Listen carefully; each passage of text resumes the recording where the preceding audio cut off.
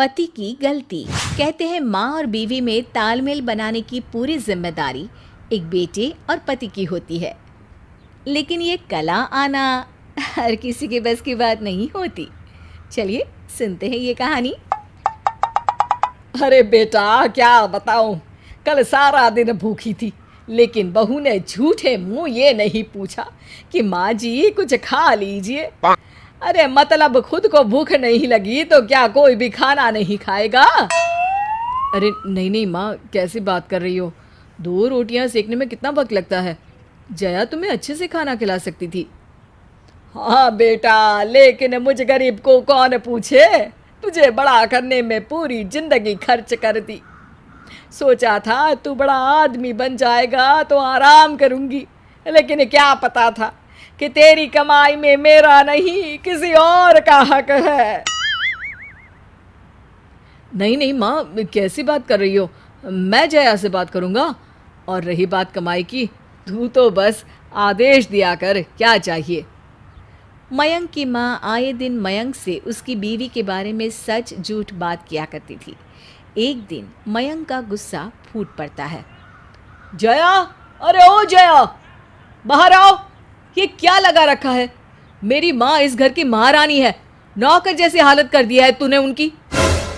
जया चुपचाप कमरे से बाहर आती है और मयंक से माफ़ी मांगती है।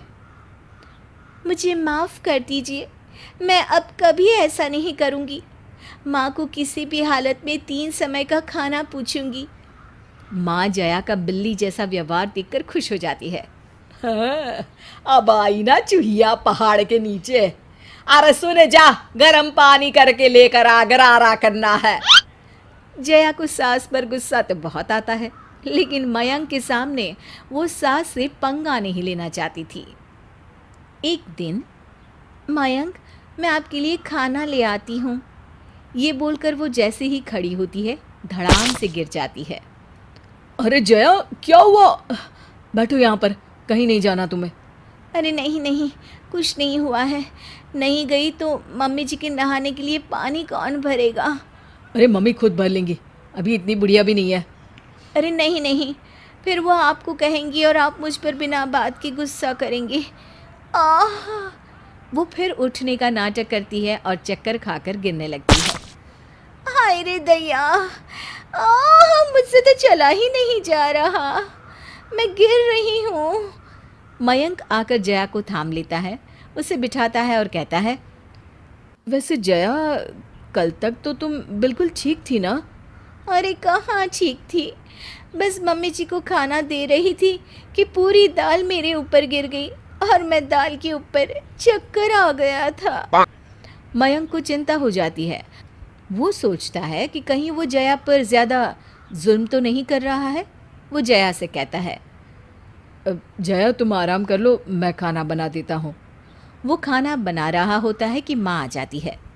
अरे वाह बेटा, तू तो पूरा जोरू का गुलाम हो गया है।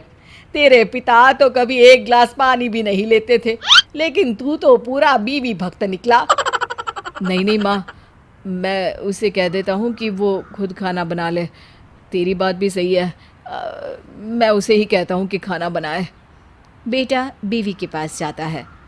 अरे जया, तुम तो मोबाइल देख रही हो? अब हाँ, वो ना थोड़ा ठीक लग रहा था तो। अच्छा क्या बनाया है? ना कुकर की सीटी बज रही है, ना तड़के की महक आ रही है। क्या बना रहे हो वैसे? अरे यार, कैसी बात कर रही हो? मैंने कभी खाना नहीं बनाया, और लगता है अब तुम ठीक फील कर रही हो तो जाकर बना लो ना। यही तो बात मुझे समझ में नहीं आती मयंक।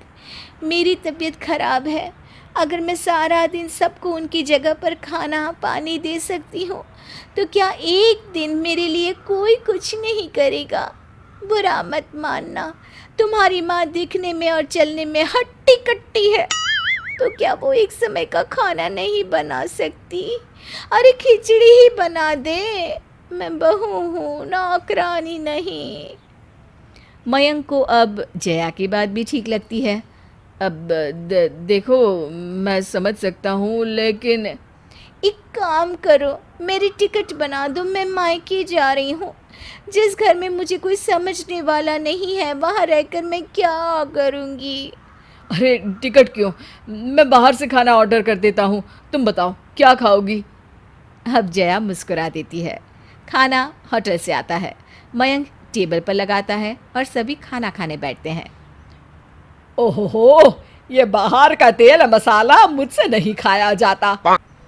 न बनाया जाता है न खाया जाता है। आप भी अजीब हैं माँ जी।